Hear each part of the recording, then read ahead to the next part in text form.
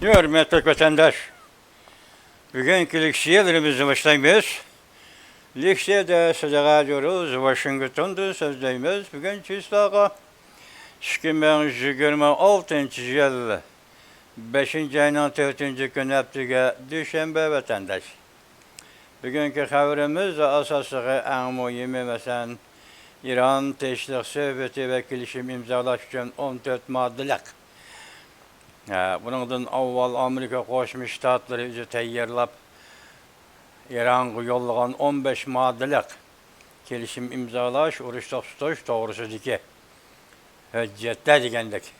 Shular to'g'risida Amerika Qo'shma Shtatlarining prezidenti bu qatam Iron o'tirib qo'ygan 14 maddelik kelishim imzolash shartnomasining moddalarini yoki loyihasini rad qilganligi to'g'risida sizlarga leksiya so'zlaymiz. Unda vaziyatda deb ikkinchi bir olaylik vaziyatning masalan hozirgacha bo'lib 3 oydan boshlab Ironga munosabatli holda Jumgokom partiyasining shirkatlarini, hatto banka mulozamat xizmatlarini Amerika Qo'shma Shtatlari embargo qilgan edi vatandosh. Hozir bu embargo qilishga rioya qilmaslik, tan olmaslik, e'tirof qilmaslik, rad qilish pozitsiyasini qo'llanibdi Jumgokom partiyasi. Bu bir xalqaro qoidasi bo'yicha aytganda, ya'ni xalqaro tartibning bir qismi. Endi u hadaflar sen men bu degili bo'lmagandan keyin bu embargo qilishmi? Xalqaro savdo tartibi va yoki davlatlar o'tirishga munosabatda bo'ladigan ish. Hozir Jumgokom partiyasining Amerikaning bu savdo ishidagi va yoki tijoratga munosabatli davlatlararo munosabatli embargo siyosatini ijro qilishni yoki e'tirof qilishni rad qilib, buyruq amal qilmaslik to'g'risida buyruq tushiribdi o'zining ishlarga munosabatli shirkatlarga Jumgokom partiyasi. Bu vaziyatning ikkinchi tarafi vatandosh. Hozir avval sizlar buning mavzusi bilan qo'shib anglanglar vatandosh. Undan avval bir 2 yoki 3 parcha qisqa xabar. Onu anlayacaklar. Amerika Qo'shma Shtatlari prezidenti Donald Trump F-16 Köleshchi aeroplanini Jungoning havoda farqlantirish rayoniga avatdi. Xi Jinping Tayvanni uchib aylanadigan aeroplanni havoga chiqarishga jur'at qilolmadi. Shu boji qiziq nuqtalar orbiti 5. ayning 3. kuni yo'tab. Ekranda Amerika Jungo munosabati allaqachon mohiyatlik o'zgarish hosil qildi. Kishilarni tayyorlik qilishga ogohlantiramiz. Intayin zo'r o'zgarishni qarshi olamiz. Jungoning haqiqiy qiyofati orbiti Holirin 1 soat ilgari 5. ayning 4. kuni yo'tab. Holirin mushg'ini Moshe xabar, Moshe mavzuni, Moshe'ni 2-3 qatam o'tirib qo'ydi. Bu odam yoki bu obzorchi buning bak diqqat qilyapti. Hozir men bugun aytibdi. Ekranga chiqqan cho'ng xat bilan Amerika Jungo munosabati allaqachon mohiyatlik o'zgarish hosil qildi. Kishilarni tayyorlik qilishga ogohlantiramiz. Intayin zo'r o'zgarishga qarshi olamiz. Ya'ni bir xabar Yaponiyaga qistab besim qilib, Yaponiya oxiri g'azab bilan portlab chiqdi. Yaponiya 30 yil ta'xir qildi. Xi Jinping sening oxirgi kunlaring yaqinlab keldi. Haqiqiy Jungo Holirin 5 soat ilgari 4. ayning 5. kuni, 5. ayning 4. kuni yo'tab. Yetimga sir qilib qolgan Jumgokom partiyasi qechib qutulolmaydi. Konya'nın hesabı bir aqlı cevap berdi. Xo'shayin tanlanma xabarlar to'rbiti 5. ayning 4. kuni yo'tab. Endilikda xabarimiz keladi mavzu yozma xabar. Ironning 3 bosqichli tinchlik loyihasi oshkorlandi. Prezident Donald Trumpning pozitsiyasida o'zgarish paydo bo'ldi. Mavzuda haber 5. ayının 4. günü Van Vitor beti ilan kılındı. Haber bununla başlandı. Amerika ve İran, Pakistan arkalık alaka münasebetli bulup kelivatıda. İran ikinci günü 14 noktalık layıya götürüp çıkıp, Amerika yakında oturup koygan 15 noktalık ramka layihasiga cevap kaytırıp, Amerika hem İran'la bu tinchlik layihasiga cevap kaytırdı.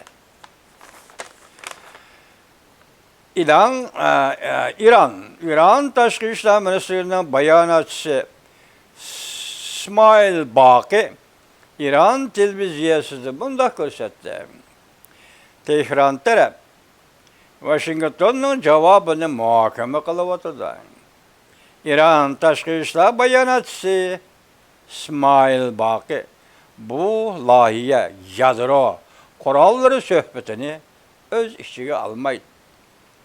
Belki məxsus urushni oxirlashtirishga qartilgan deb ko'rsatdi. Amerika Qo'shma Shtatlari prezidenti Donald Trump o'xshash bir kunda sotsial mediasida fikr bayon qilib, bunday ko'rsatdi. Bizning vakilimiz İran taraf bilan muhokama elib beryapti. Barliq kishilarga intayin to'g'ri tarafdan natija yor bo'ladi.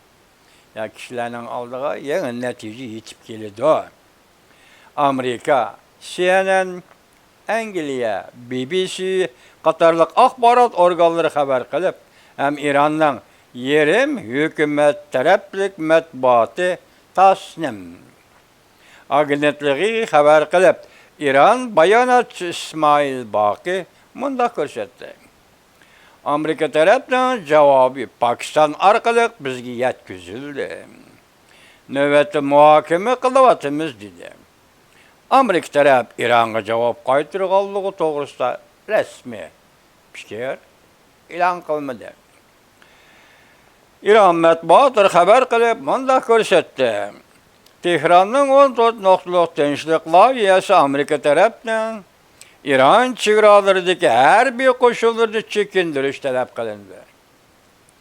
İran deniz portlarını kamal kılışını ahırlaştırıp, düşmanlık hareketlerini to'xtatish,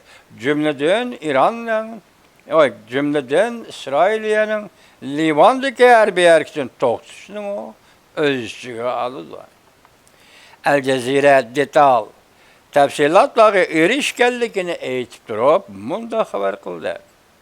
3 bosqichlik loyiha 30 gün ichida hozirgi urush to'xtatishni, umumyuzlik to'qinishni oxirlashtirish kelishimiga aylantirish.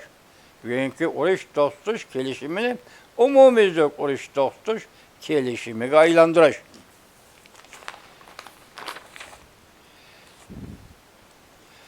Birinchi bosqich. Amerika, İran, İsrail'e özara tecavüz kılışmaslık şartnamesi imzalaydı. Ondan keyin Bosfor boğuzu echivitildi. Amerika hem kamal kılışını bekar kıldı. İran su astı, su üstü mina tozalashga mas'ul bo'ldi. Anlaştığa qaraganda İran talep kılgan төлem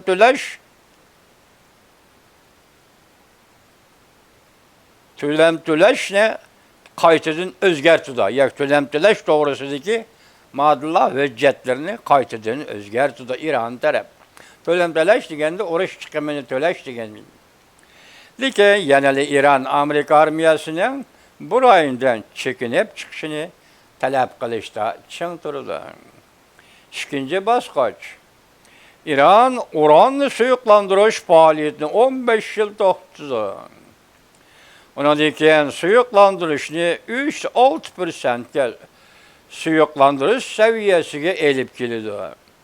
Lekin İran Amerika taraf o'tirib qo'ygan yadro aslahalarini va yadro asosiy uskunalarni söküp tashlash talabini rad qildi.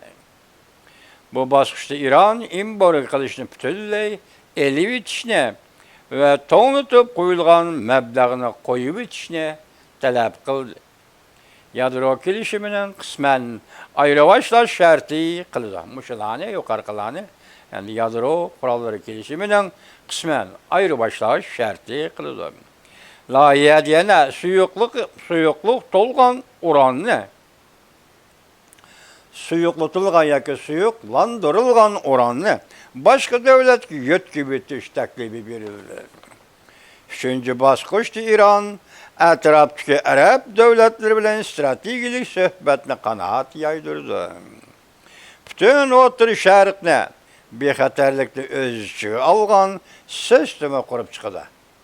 Butun O'rta Sharqning bexatarligini o'z ustiga olgan sistema qurib chiqdi. Al Jazeera munda ko'rsatdi. Amerika Qo'shma Shtatlari Donald Trump o'xshash kunda mundaq bishorat berdi. Bu krizisni diplomatik yo'l bilan hal qilishning yo'llari yana mavjud. Prezident Trump yeziq fikrida mundaq ko'rsatdi. Mening vakillarim Iran bilan nəhayət aktiv muhakimə elib beriyotidi. Bu muhakimə sizlarga yaxshi natija elib keldi. Lekin bundan bir necha soat ilgari Amerika Qo'shma Shtatlari prezidenti Donald Trump mundaq ko'rsatdi. Iran o'tirib qo'ygan urushni oxirlashtirish loyihasini rad qildi. Yani Amerika, İran o'tirib qo'ygan urushni oxirlashtirishdan iborat 14 moddalik loyihani rad qildi Prezident Donald Trump. Bir necha soat ilgari dedi. Hozir bu xabar mana shunday oyoqlashdi. Endi ikkinchi bir xabar tunji qatam. Jungo buyruq tushirib Amerikaning embargo siyosatini uzib tashladi. Bu harakat hozirgacha bo'lganda radikal harakat deb qaraldi. Mavzuli xabar 5-oyning 4-kuni Vanvir betida e'lon qilindi. Xabar mundaq boshlandi. Jungo tunji qatam buyruq tushirib Amerikaning embargo krizisini uzib tashladi. Amerikaning embargo yurgizishini uzib tashladi. Bu harakat balki Jungoning banka, tijoriy ishlarini yer shari bo'yicha ichki iqtisod davlati deb qaralgan Amerika Jungo raqobatining qiziq nuqtasiga aylantirib qo'yishi mumkin. Bank tijoratini. Amerika bu yil 3-oydan boshlab 5 yurishlik Jungoning Iran bilan bo'lgan neft savdosiga chetishliq bankalarni embargo qilgan edi. Jungo savdo ministrligi 5-oyning 2-kuni uzib tashlash buyrug'i e'lon qilib, Amerika yurgizgan embargoni ijro qilmaslik, amal qilmaslik va e'tirof qilmaslikni talab qildi. Bugungi xabarlarimiz mana shu vatandoshim ko'rib o'tdik. Iran taraf Amerika tarafga Pokiston orqali yo'llagan 14 moddalik kelishim loyihasi. Amerika taraf Pokiston orqali Ironga yo'llagan 15 moddalik kelishim loyihasi, urush to'xtatish, tinchlik suhbati. Hani Prezident Donald Trump aytdi, diplomatiya yo'llari yanada uchoq. Bu yo'l yanada mavjud. Buning ma'nosi ham tirishchilik ko'rsatamiz. Endi konkret aytganda Iranning qaysi talablari yoqmadi? Amerika Qo'shma Shtatlari qanday nima sababdan uni rad qildi? Buni to'g'riliq, ya'ni yozma xabar yo'q bo'ldi. Bugun kelish mumkin vatandosh. Demak, hozir yana Iran bilan Amerika o'rtasida urush to'xtatish, buning uchun kelishim imzolash munosabati davomlashyotidi va muhokamasiz bo'layotidi desangiz bo'ladi, hurmatli vatandosh.